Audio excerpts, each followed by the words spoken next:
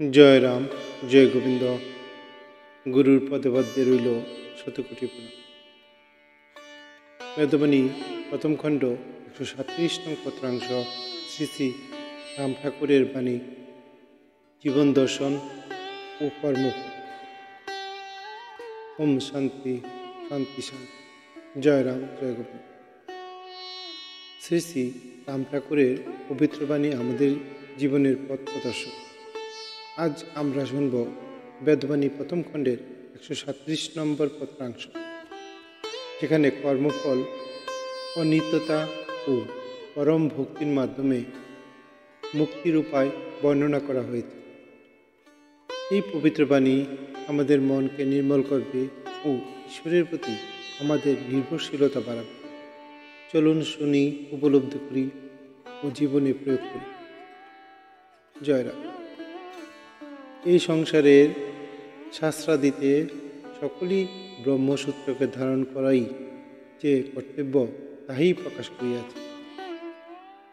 এমত অবস্থায় জীবভাবে কোনো কর্তৃত্বাধীনে কোনো কার্যক্রম হইতে পারে না বলিয়েই অকর্তা হইতে সকল শাস্ত্রই প্রকাশ করিতেছে।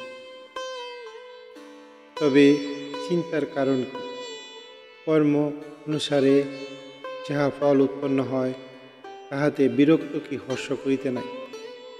কারণ কর্মফলেই বৃদ্ধি জন্মায়। গুণের দায়িত্ব শেষ হয় না, কেবল উপর্যুপরি বৃদ্ধি হইতে পারে।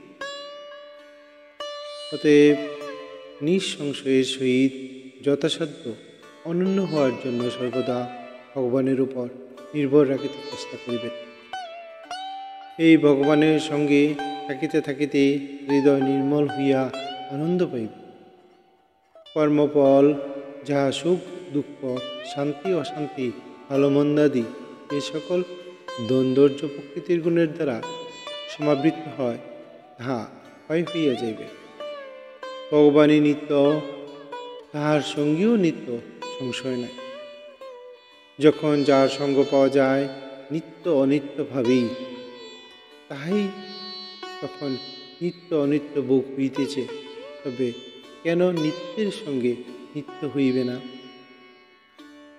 দ্বন্দ্ব বুদ্ধির দ্বারাই নিত্য নিত্য বিবেক অবিবেক বিচার করে।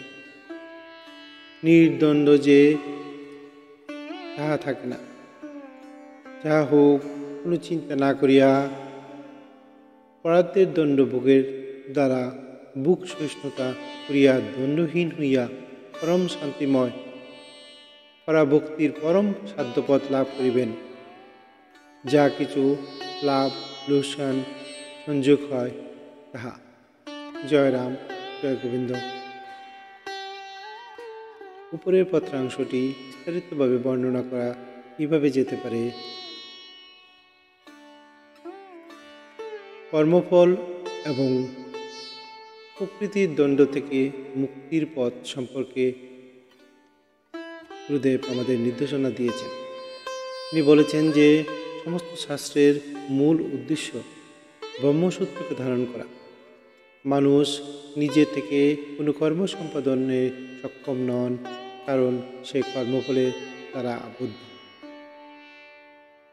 অতএব কর্মফল যাই হোক না কেন, তা গ্রহণ করা উচিত নিরপেক্ষভাবে। আনন্দ বা দুঃখ উদ্বিগ্ন না হয়ে বরং ঈশ্বরের উপর সম্পূর্ণ নির্ভর করা উচিত। যে ব্যক্তি ভগবানের সঙ্গে যুক্ত হয়ে থাকে, তার নির্মল হৃদয় আনন্দে পরিপূর্ণ হয়। তখন কর্মফল ভয়প্রাপ্ত হয় এবং প্রকৃতির দণ্ড থেকে মুক্তি ঘটে। নিত্য অনিত্য, ভালো মন্দ, শান্তি অশান্তি, এইসব দ্বন্দ্ব শুধু বুদ্ধির দ্বারাই সৃষ্টি। কিন্তু যারা ঈশ্বরের সান্নিধ্যে থাকেন, তাদের জন্য এই দ্বন্দ্বের কোনো অস্তিত্বই থাকে না। শ্রী শ্রী রাম ঠাকুর এই শিক্ষা দিয়েছেন যে প্রারব্ধকর্ম ভোগ করতে করতে সহিষ্ণু হতে হবে, যাতে পরম শান্তি ও পরাভক্তি সর্বোচ্চ অবস্থায় পৌঁছানো সম্ভব হয়। জীবনে যা কিছু করছে শুধু প্রারব্ধের ফল। অতএব চিন্তা না করে ঈশ্বরের প্রতি সম্পূর্ণ আত্মসমর্পণ করাই শ্রেষ্ঠ পথ। পরে আলোচনার মূল বিষয়বস্তু এরূপভাবে বলা যেতে পারে: ব্রহ্মসূত্র ধারণ করা সর্বশাস্ত্রের মূল লক্ষ্য। 2.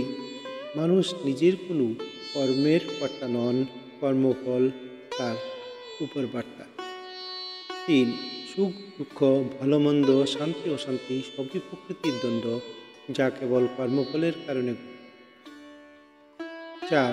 ভগবানের সাথে থাকলে হৃদয় নির্মল হয় ও প্রকৃত আনন্দ লাভ। 5. নিত্য অনিত্য ভোগের মধ্যে থেকেও নিত্য পরম সত্যের দিকে ধাবিত হওয়া উচিত। 6.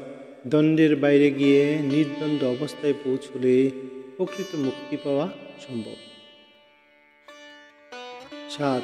কর্মফল, প্রারব্ধের কর্মফল ভোগ করে সহিষ্ণু হতে হবে, যাতে পরম শান্তি প্রাপ্ত হয়। 8. সব কিছুই প্রারব্ধ, তাই লাভ লোকসান নিয়ে দুঃখ বা আনন্দ করা অনর্থক। জয় রাম, জয় গোবিন্দ। এই পবিত্র বাণী আপনার আমার জীবনে প্রেরণা যোগাবে, আশা রইল। ভিডিওটি যদি ভালো লাগে অবশ্যই লাইক, শেয়ার, সাবস্ক্রাইব করবেন।